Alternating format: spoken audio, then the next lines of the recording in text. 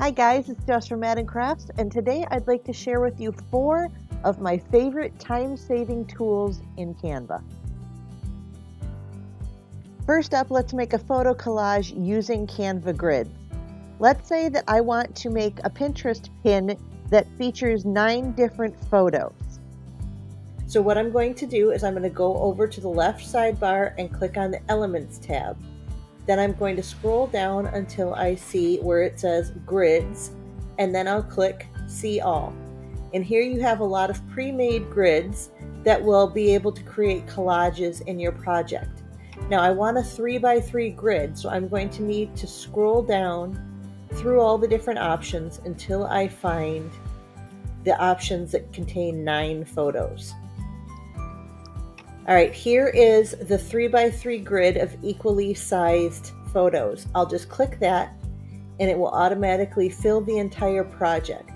Now this is not the correct layout that I want for my pin.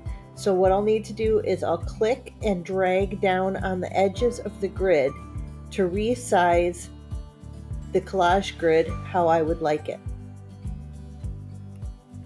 Once I have the grid resized, you can see that actually changes the ratio of the photos within the grid. So that's something that you'll need to keep in mind. Once I have that how I like it, I can start adding photos into the collage. All you need to do is to click, drag, and drop the photos right into the placeholders. Once they are in the placeholders, if you need to edit them, just double click and that will bring up the editing toolbar over here on the side.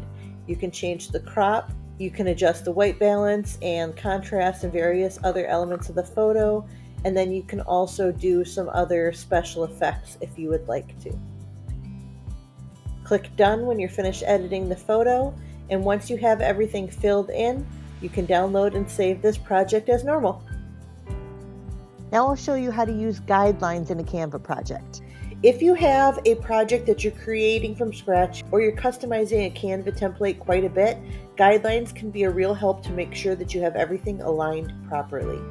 What you'll want to do is to go over to the File button in the menu, hover over View Settings, and then select Show Rulers and Guides.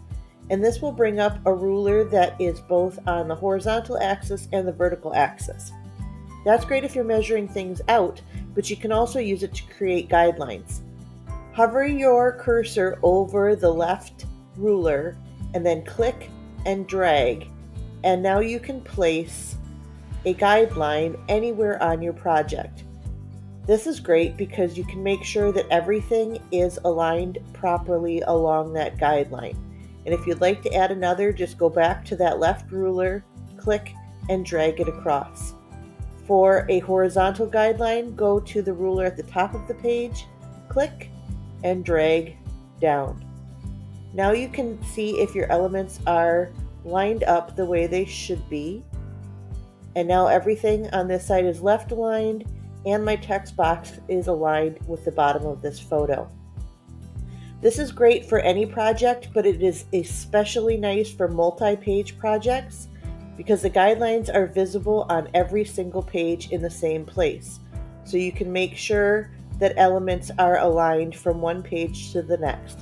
So if something's going to be printed out as a 2-page layout, everything will be aligned instead of being kind of haphazard. These lines will not download with the project, so you don't need to worry about that line being visible when you download it either as a PDF, a JPEG, or whatever. These are only visible as you're working in Canva. Protect the work you've done in your Canva design with the lock tool. If you're working on a design with a lot of moving parts, it can be useful to lock an element in place so you don't accidentally do something to it. In Canva, just select that element, click on the More button, and then go down to the Lock feature. This will give you 2 options, Lock and Lock Position Only. If you lock the element, that means you cannot make any more changes to it, so you can't accidentally move it or delete it. To unlock the element, just click the Unlock button, and then you can move it around as you'd like to again. You can also choose to lock the position of that element only. What that will do is it will keep that element exactly where you have placed it, but it still allows you to modify the text or the element a bit without moving it. If you have an element locked, even if you try to click and drag all the elements on the page, it will only select the unlocked elements. When an element's position is locked, you will see the icon is a lock with a pencil next to it. If you click that button once, it will fully lock it. If you click the button again, it will unlock it for complete editing. Up to this point, I've locked elements by clicking and using the drop-down menu, but you can also lock elements using the lock tool found in the upper menu of your Canva workspace.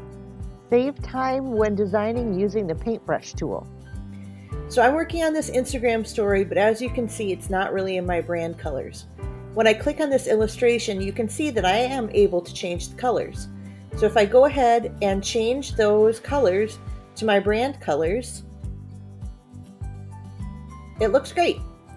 But there are several more illustrations all around this Instagram story, and I don't really want to go and click on each of them individually and change all those colors. That's where the paint roller tool comes in.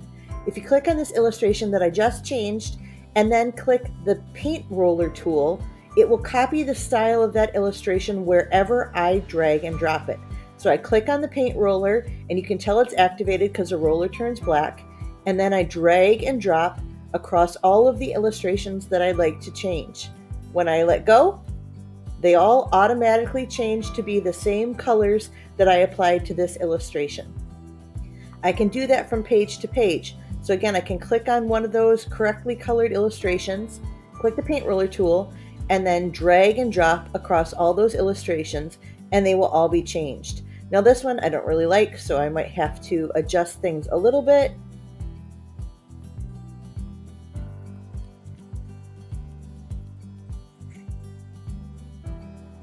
But that's a lot easier than doing everything one by one. You can use the same tool for text. So I like this font, size, and color. So all I need to do is to select that text, click the paint roller tool, and then click on another text box that I want to have that same style. And it will change it to be the same thing. Then all I have to do is to adjust